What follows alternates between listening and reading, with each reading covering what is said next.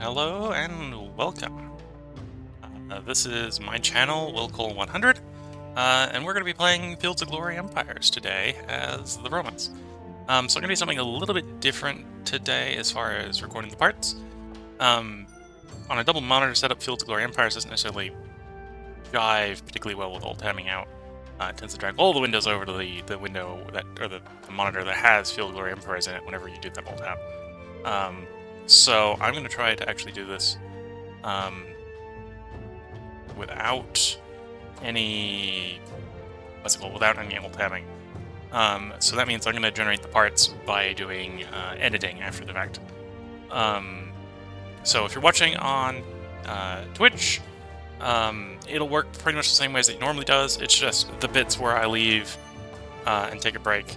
I'm just going to go into the option menu and leave it on the option menu so I know that's a bit I got to edit out. If you're watching on YouTube, that's how I'm going to break up the parts. It's going to be editing, so if something comes up and I need to take a bit out of the middle of the episode, you may get a quick flash to the options menu or something like that for a jump cut from section to section. Otherwise, this is going to be recorded as one local recording as a single part to make it work, and then Twitch will just get streamed everything. Because basically the only thing I'll have control over as I'm recording this will be whether the mic is muted. I do have the DLC, so I have access to the Grand Campaign and in the earlier DC. That's not what we're going to do. We're going to play Rome. We're going to play Standard Rome on balanced difficulty. And just to play the game, because it's been a while since I played the game.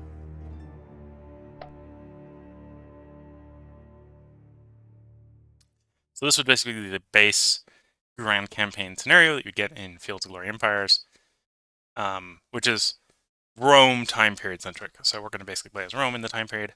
Rome gets a few benefits that other nations don't get. It also gets a few drawbacks that other nations don't get. So we'll have to be particularly worrisome about loyalty in our provinces. Otherwise, we'll have a much more highly likelihood of civil war. Other nations can let their loyalty get a little bit worse relative than ours. I'll explain a little bit more once we're in game. Okay, here we're in the nation select game. All sorts of different nations we could play. We could play as Rome, or we could play as Carthage. I do kind of have it scrolling on, but it's not the best on a double monitor setup. WSD works as well, so it's mostly going to be using around here. There's all the major powers of this time period. This is right after Alexandria has died. It's been dead for a decade, particularly, right? So the Doidochi are still split up. We got the Ptolemaids, the Antigones, Macedonia, and Seleucids, for example. The DLC added in the DLC added in adds a scenario where you could. It was back when Persia was expanding and Macedon was expanding. So these empires are a little bit different than what they'd be in that scenario. But yeah, a whole bunch of different nations, from the Picts in Catalonia to India. Okay, what the faction name for the Indians are called? Nope, not Seleucus. Maurya, the Maurya faction in India. But today we're going to be playing as Rome. There's a breakdown of various things we can do, gameplay suggestions. Rome has a couple bonuses. We start off with Carsus Heronium, so we get higher quality generals and a bigger force pool for them. We have higher conversion bonus, so more people will convert to our culture type. We get 1 extra building slot and 10% extra infrastructure generation. Ignore kind of the faction modifier here of high military expertise. That's one that is modified by how many military buildings you have.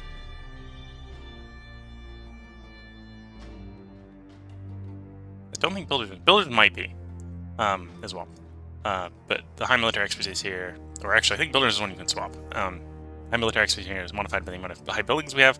Right now we're very dense on military buildings because we haven't started expanding yet. So this will start to decline as we get bigger, if we don't build more military buildings. We started as a republic, the Roman Republic. So instead of having monarchs, we'll have factions. And we currently have an aristocratic elite, which is giving us a bigger elite force pool, and the cost of greater decadence game. So let's hop into the game. We're currently starting with the Popular's party in. We're currently at war with the green guys up here, the Xenones.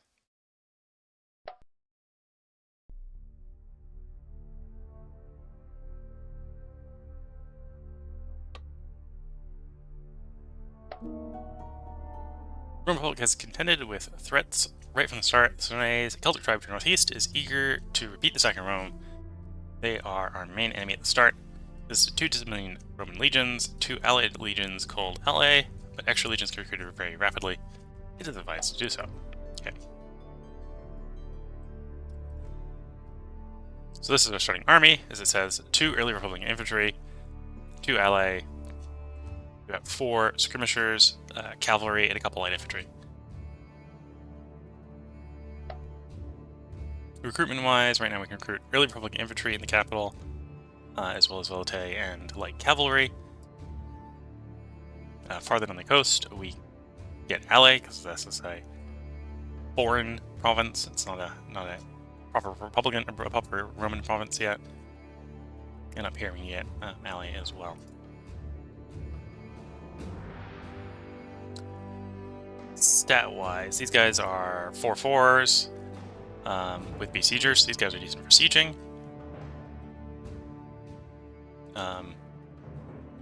Have 3 hits and 2 effectiveness, which plays into how they are affected in combat by taking hits.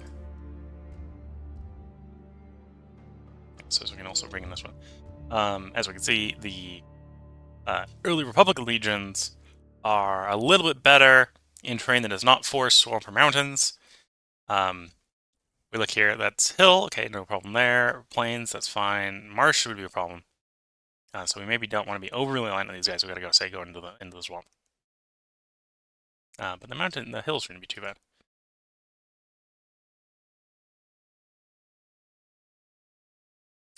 One of the nice things about Filled Glory Empires is the building system. So instead of being presented with everything, so you want to sort of min-max everything, you're presented with 1 building of every category.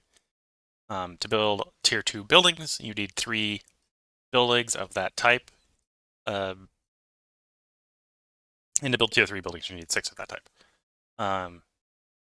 So in this case, right, we would be, in theory, able to roll tier 2 military buildings. We haven't yet. In this case, we rolled a 1. That's fine. It would be the same thing with the commerce ones. You should be able to roll tier 2s. We're going to be limited on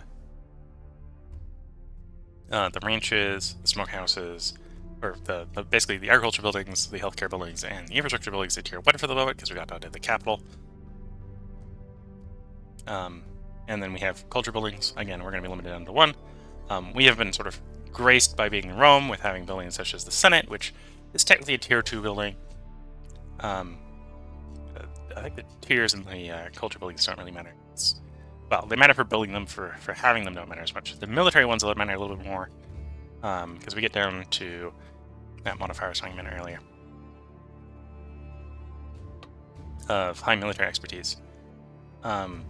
This is derived from how many summative levels of military buildings you have divided by your provinces.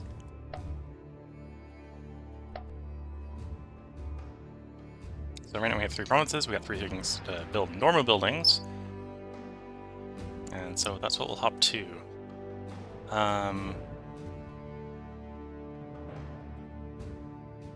Clearwater is always a nice building.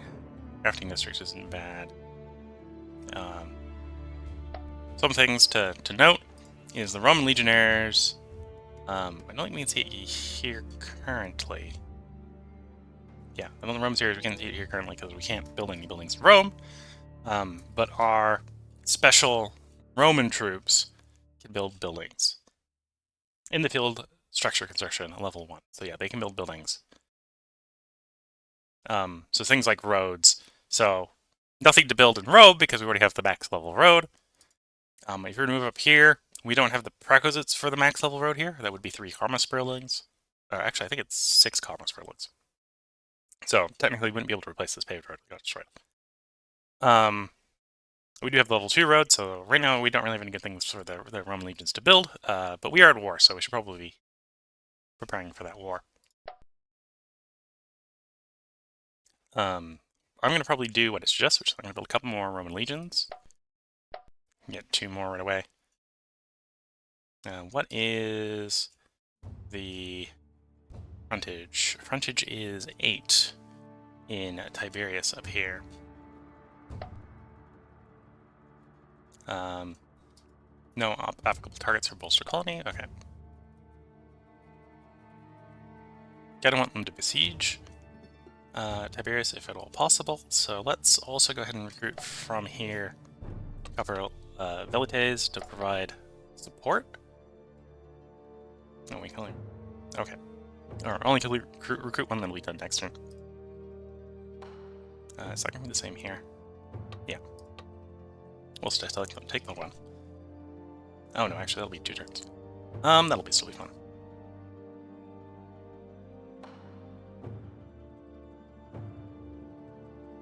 What do we have? Cavalry. We got 2 cavalry. Okay, so that's probably about what we wanted for the starting Roman army. Let's look at buildings. Okay, so it may make sense to build a ranch here. What's the provinces? Okay, so we got 2 in the Greater Green province here. We got 1 in the other province. And then trade range. Yeah, it probably would make sense to build. We'd probably want the quarry here rather than the clay pit.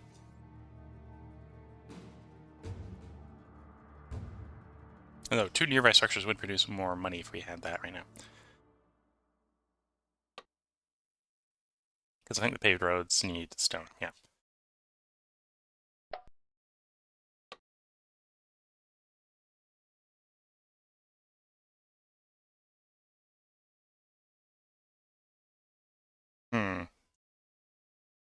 Yeah, we'll just go Clearwater here. Clearwater here.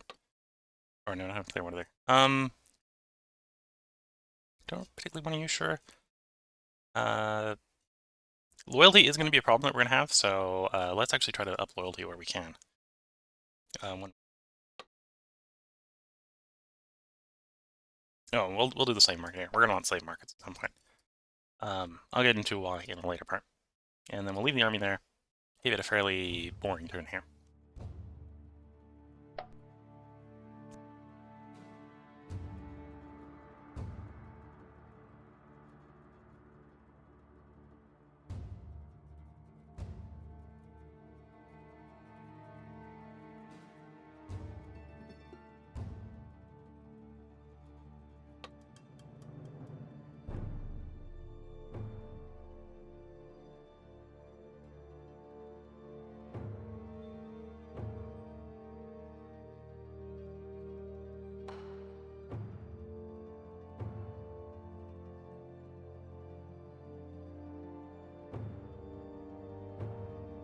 Okay, let's see if that works a little bit better than those.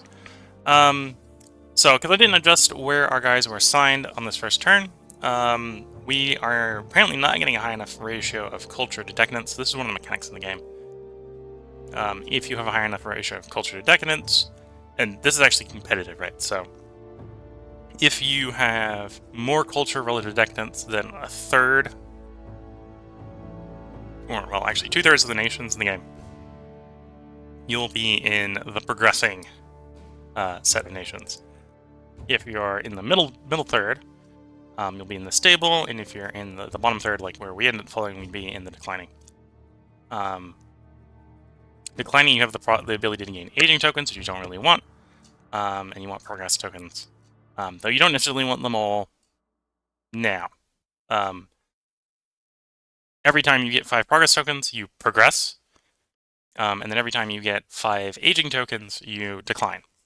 Right, so culture and decadence, that's how that works. So you don't necessarily want to be declining very often.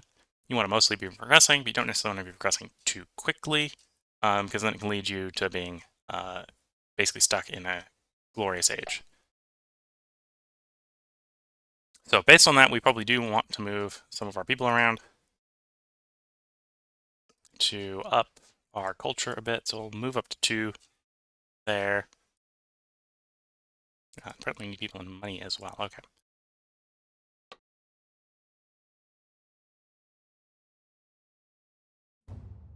This would provide a commerce bonus, which I'm not actually opposed to. Lumber would make a nearby building better. Also a pretty good building.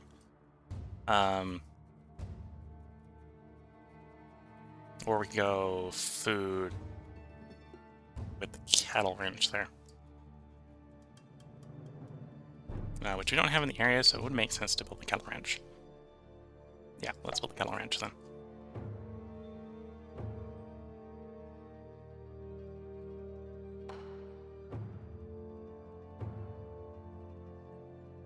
Okay, so our army has expanded a bit. We're going to march the army forward. We do have the Velite recruiting here. We'll go ahead and join up with them on the next turn. And then we'll look to see what the defensive situation is in Italia Superior before we go marching into it. In Picenum and Italian Superior, yeah. And we'll see if adding 12 more culture production turn is enough to bring us back up into the stable zone. And no important decisions. We are going to want more money. Or at least more income money.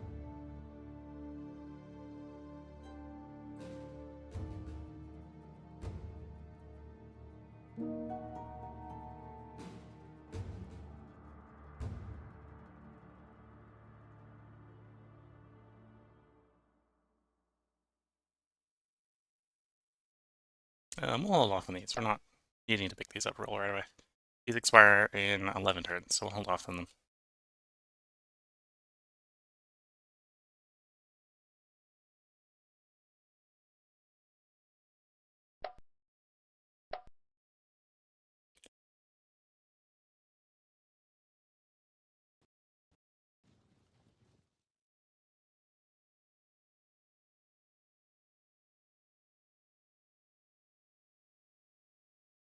Okay, so we can see on the turn cycle here that didn't move us up.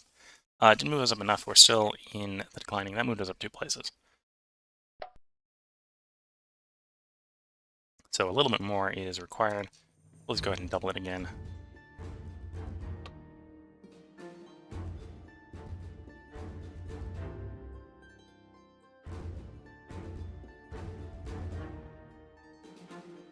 Okay, let's upgrade the port here. That's a decent choice. One goal we're going to want to be doing fairly early on is getting the provinces, so the larger groups, grouping of territories, to be food positive. So we don't necessarily need every given province or every given territory to be food positive, but we need the whole province to be. We also have building slots. You get 1 building slot per person. We have 14 people here. Rome, because of our national modifier, builders here, gets an extra 1.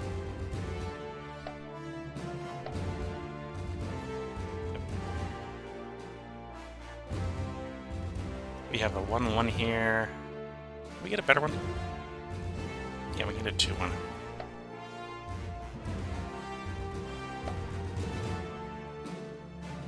Okay, it could be a 16 versus 5 here. They do have chariots, which are pretty reasonably strong.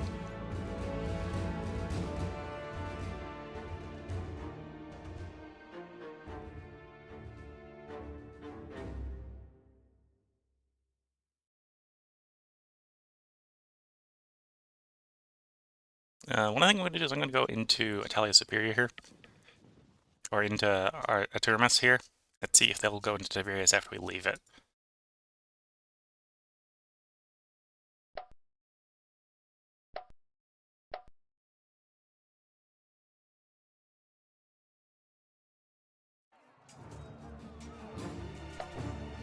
So this is how the battles work.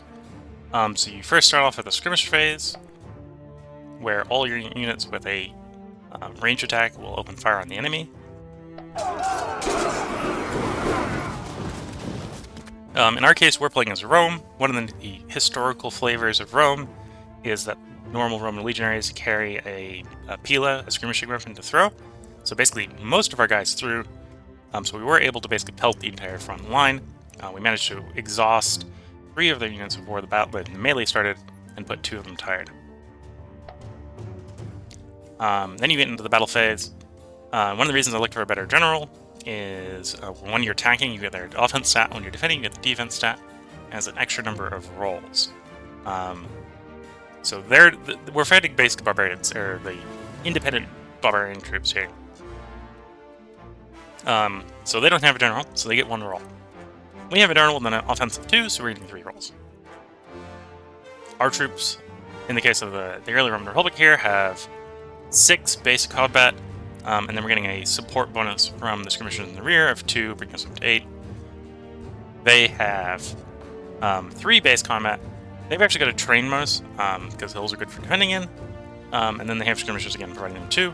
So we got an 8-2 plus 3 attempts to outroll them.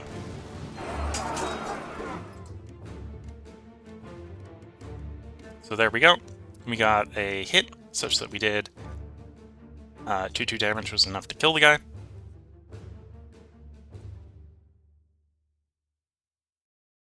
And you can see our dice roll is here. That's basically how the entire fight's going to work out. Well, maybe not in such victorious terms for us, but in terms of dice rolls. Okay, so here we didn't necessarily roll particularly well. We only got a tie, so we both basically took 1 hit point of damage. You'll notice the top pips here are their effectiveness. The bottom is their health. They run out of health, they get killed. Effectiveness is how effective they are in combat. So these guys, for example, have been exhausted from the earlier fighting. So I think they were already taking a penalty for that. But then we fought them and obviously defeated them.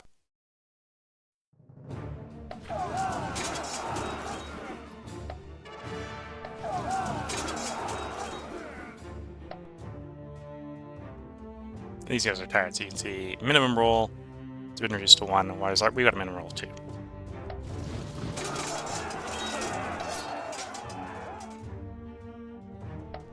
And then our flanker there goes and attacks their back line because there's no front line at this point. So we obviously won the battle. So we pursue their retreating troops, and we did manage to defeat some of the troops in the retreat. They're barbarians, so or independents, so the remaining troops are not going to really matter. If they were another nation, their troops would then retreat to a neighboring province.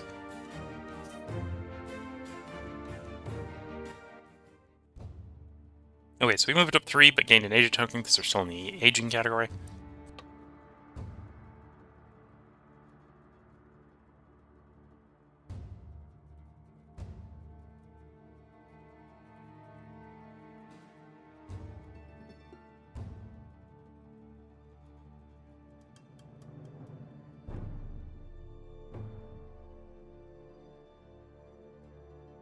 Okay, sorry for the delays. My nose is being a bit of an issue. So we do still need more culture, at least a higher intensity of culture. We can move another one in here, and another one. We're gonna move that one over. So we'll do 2 here.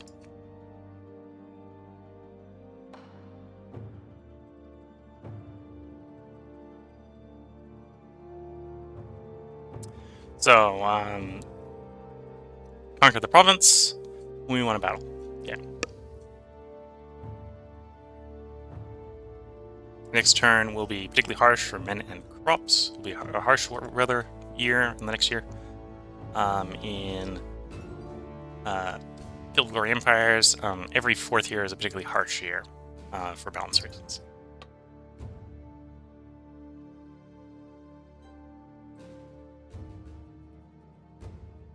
I don't think we're not necessarily desperate for culture. If we were getting loyalty, if we were getting the culture bonus here, we would definitely take this.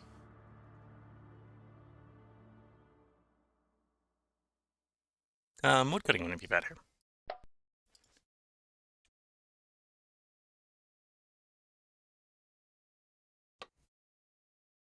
Hempfield can already be imported from Latium. which is the province with Rome in it. No, this is the province with Rome in it. This Latium is the one I'm assuming has been the province. Oh no, we're Rome anyway. Okay, so this is Campania, this is Latium. Latium is Rome.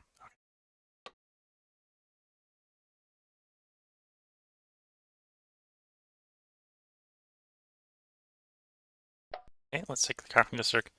Not too worried about duplicates on input goods. Just if possible, we don't want them to be like within 3 of each other, so we can spread the commerce around.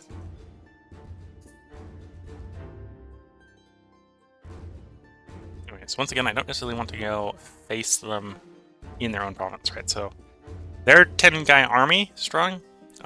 They do also have a garrison in their province. So the garrison is actually 7. So if we were to attack them, it'd be 15 versus 17. That's a fight that's less likely for us to win.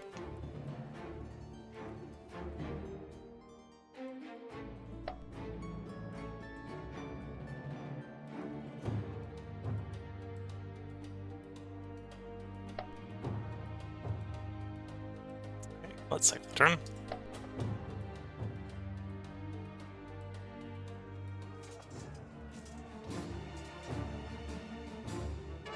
And here we are against the Independents.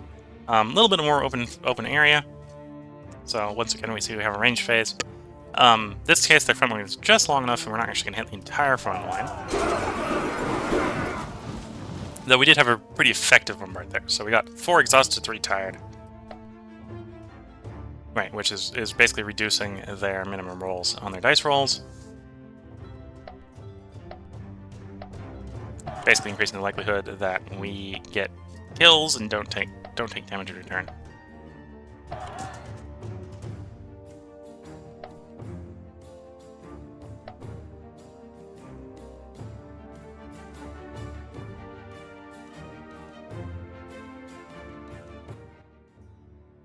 We're up 6 more places. We're still in the declining phase, which is where I don't really want to be. Okay, so someone declared war on us. That's fine. Not a neighbor. So we're getting a quest to go invade the Semites, which are these guys in the middle here. Well, if you're going to go declare on us, we're going to go marching into your territory.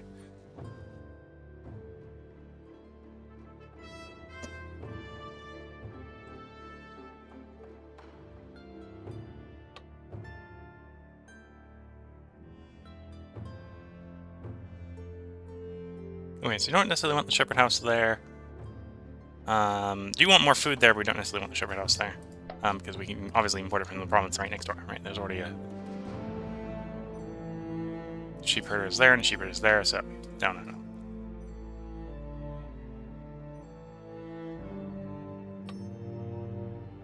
Ah, orchard. Orchard's pretty good. Blue orchard.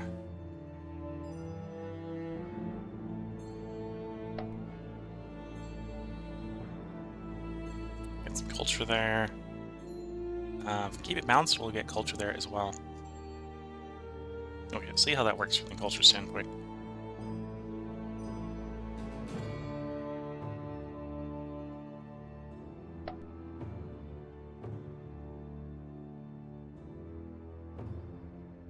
Let's attempt to prospect for resources in Rome. Probably won't get anything, but we'll see.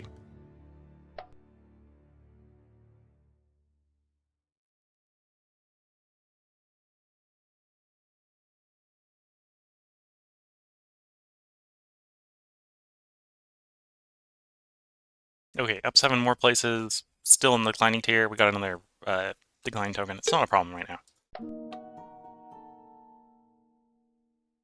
Senate believes those mounted men will not only cease raiding if conquered, yeah. So it's basically telling us, hey, we get extra reward if we conquer in the next 20 turns. But we're not at war with them right now, so we're going to prioritize, the war we're at. Play Art of the Siege to speed our guys up a little bit.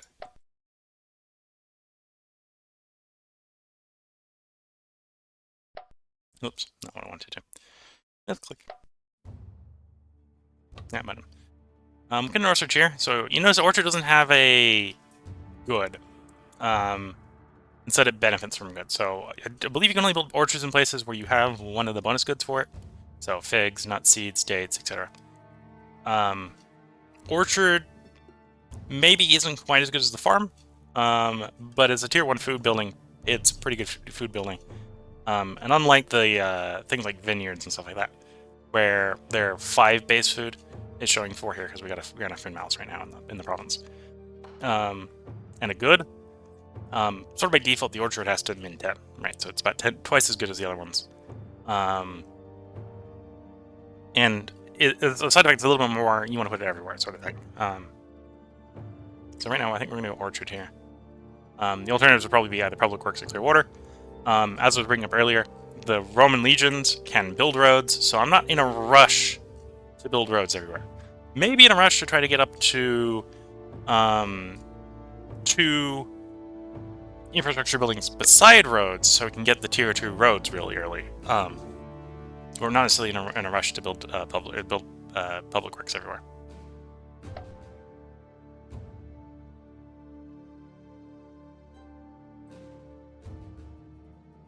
And if we can, we want to get a little bit more culture.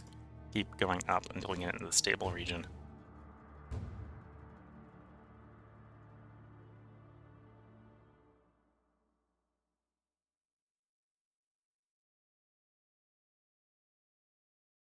And we're laying siege to the city. Okay.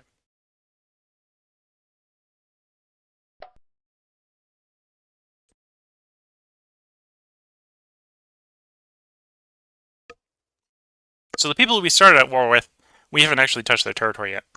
I was thinking about turning around and trying to go back for it. But then we got declared war on somebody we were immediately next to, so we went to them instead.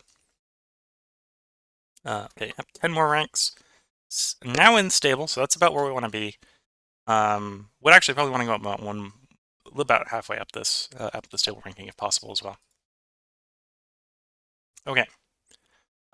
We haven't reached any of their walls. Bit of a shame. Oh no, the unbreached walls is 0. We've breached all the walls. Okay, so if that's the case, let's go ahead and we'll just order an assault. We're in a state where you can probably win an assault with no unbreached walls.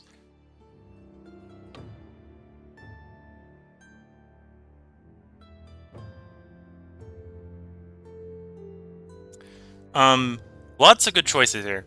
Early on, we want to build a lot of state markets. We probably want like 4 around the empire. Probably with the capital being the only place that doesn't have one, to be fair.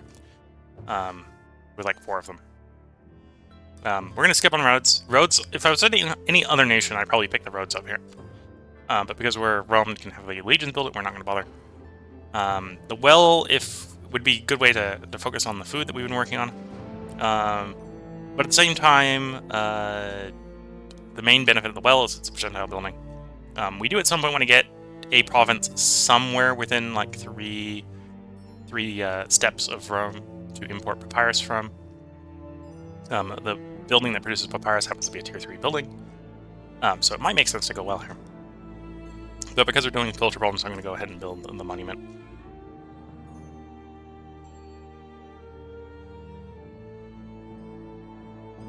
Check to make sure all the places are building. Okay, we don't necessarily want to build the stud here, because Campania has access to horses, so we can just import them from there if we need them.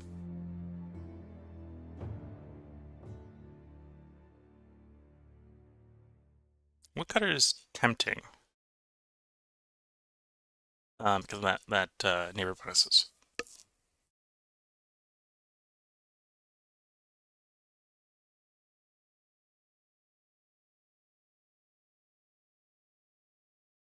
Yeah, we'll go with the woodcutter here. Oh, that's duplicative with one realm. If we're doing the one in the realm, let's not do that one then. And I think we'll go for a reroll here.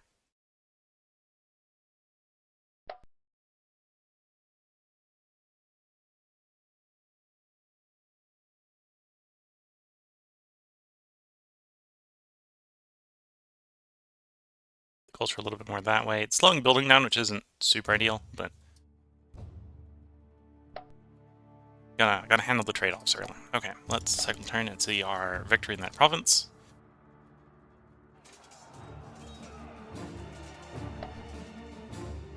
Okay, so they first sallied.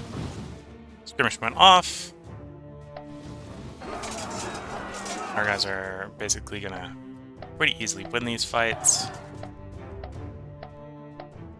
Completely destroyed these Allied forces. So even if we assaulted, we don't even have to assault because there's no one left in the province to hold it at this point.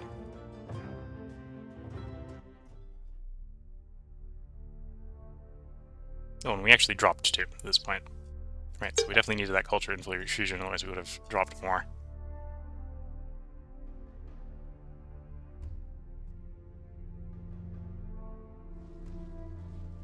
They do have a garrison, but they have walls here, so they're going to just hunker down in the walls, and we're going to siege them for a bit.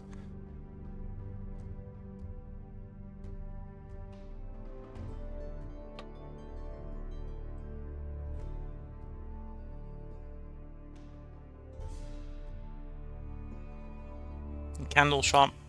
If we had wax, we'd probably do that, but no. Theater's not bad. A bit expensive, but not bad.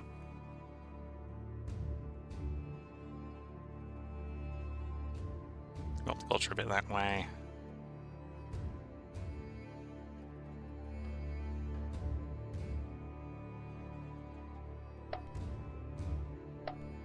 Okay, let's cycle the turn again. So we've got a lot of guys encircled in that fortress, but as it is, we probably want them to come out and attack us, or we want to besiege them long enough that they start to starve. Anyway, up 4 tiers, so that was what we wanted to do with culture. Still would like to be a little bit farther away from gaining aging tokens.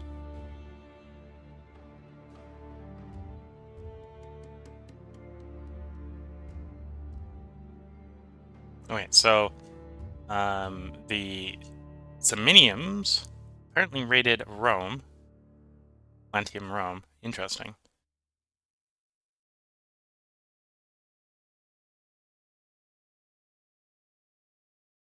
Okay, yeah, the Samnites. Okay, raided Rome. Rome had enough of a garrison that it didn't suffer any damage from that, but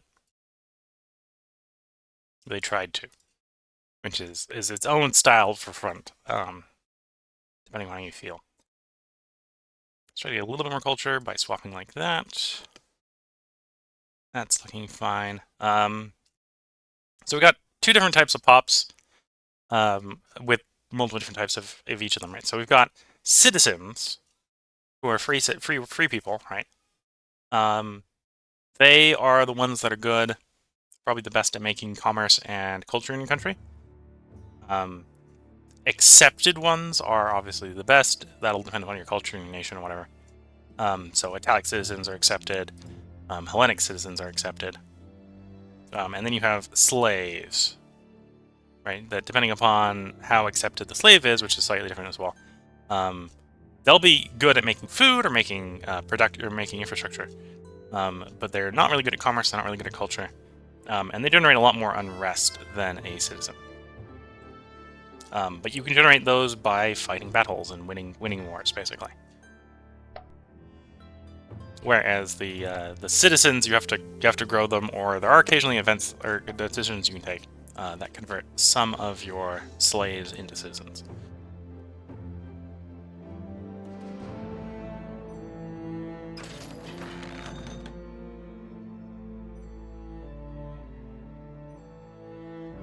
We'll just have the workers work harder.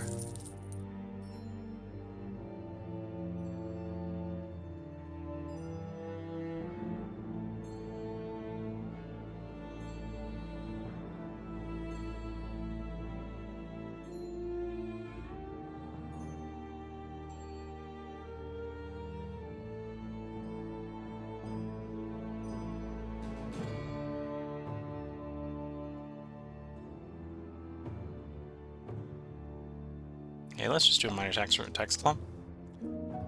And then we'll do the reform signal. So we'll just enact the decisions here, and then cycle the turn. So the siege here is going to be a bit slow. As you can see, it says siege might last a time. That's because they got better siege people in the fort than we do outside the fort. It's only -2 though, so this will progress. Because we don't have them blockaded, and I suppose that's something we do. We can build up a fleet and send them over to blockade. If we had them blockaded, they'd siege out a lot faster. They're actually net making food, even though we got them to siege at the moment.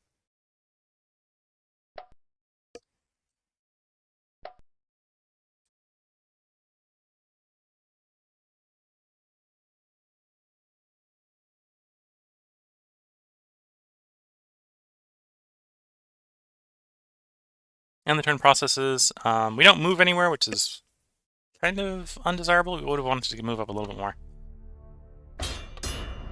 And, okay, another nation is declaring on us. These guys are declaring on us, which is fine. Worst case scenario, they're going to just take the provinces we've taken, which is fine. It'll actually, in many ways, actually stabilize the nation. Siege is going to take a while. We did manage to breach a wall, so we actually rolled well enough. We did cause a breach.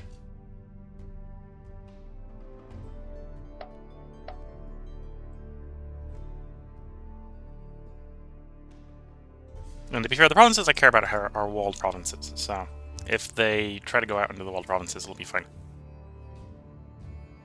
A little money meet here. Again, get more culture.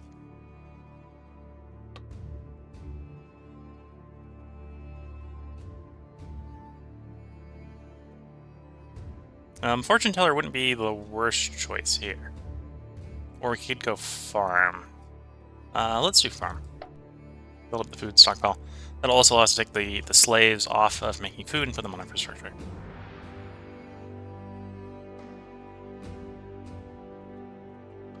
Okay. And I don't think we have any colonies to bolster. Okay. And no more decisions. We can replace decisions for the one we just enacted.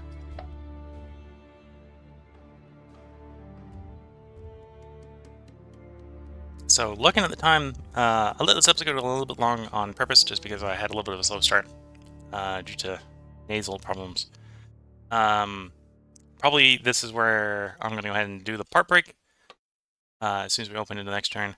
We did stabilize a little bit more. Culture decadence ratio went up 2 more ranks. This is probably actually where I want it until we've got a lot of the nations going. Want to have a little bit less guys having to be forced to be on culture to keep the culture so high is really where we want to be. So if you're watching on YouTube, there will be a part up tomorrow. I'm going to go ahead and put a part break in here. So to remind myself, I'm going to pop this open. Oops, no.